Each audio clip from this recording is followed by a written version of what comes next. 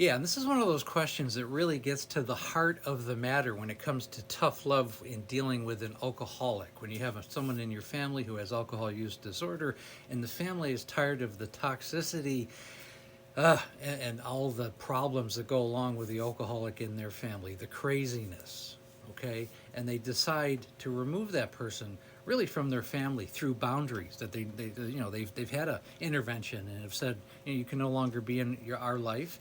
We're not going to support you financially unless you change your behavior, unless you go to a detox rehab, unless you take your disease seriously and work on yourself, and work on this every single day. And if you don't do that, you can't be in our life. Okay? And this gentleman here says tough love doesn't do anything but damage the person more than they already were. Obviously, coming from an alcoholic who probably went through this type of scenario. I also want to further point out that this is not a personal attack. This gentleman's name is Robs, and this is by no means an attack on him. This is really part of a broader question of how the alcoholic feels and what the family goes through. Because do you understand what it takes for a family to get to the point, and I mean siblings, parents, spouses, cousins, friends, to get to the point where they literally have to sit you down and tell you that they need to remove you from their lives because your alcoholism and this disease has created such havoc and toxicity and stress and anger and frustration and animosity that they can no longer have you in their life. And it's not a punishment. It's not meant to be a punishment. It's meant to be a falling off point. You're either going to go one way or the other, and if we need to force it, we're going to.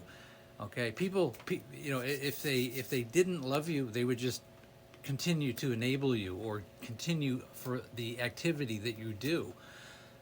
They would allow for it. They would allow for you to live in their home and maybe take advantage of the situation. That happens quite often. So the family, and kudos to them for being aware that they need to take this action and give the gift of failure to the alcoholic in their family.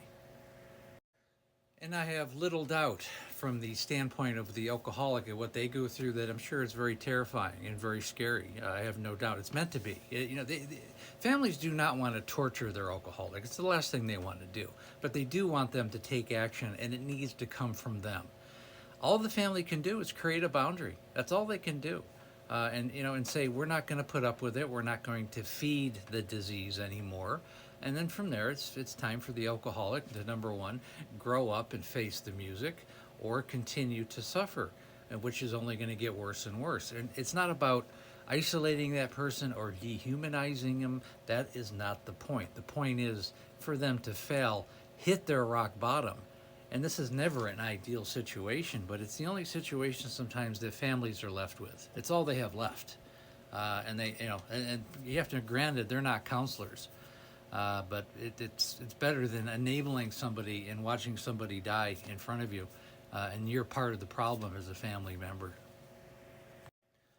I also want to strongly point out that there are no two scenarios that are exactly the same, and you can't fit into what we're talking today into every scenario.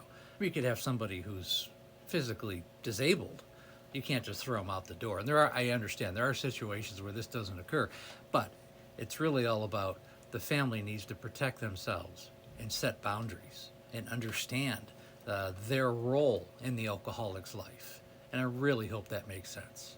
So again, I want to point out that we have the Facebook group. It's called There's an Alcoholic in the Family. I also go live every day, Monday through Friday, 6 o'clock, right around there, Pacific Standard Time, West Coast, 9 o'clock Eastern Standard Time. If you're someplace else in the world, you can figure it out from there.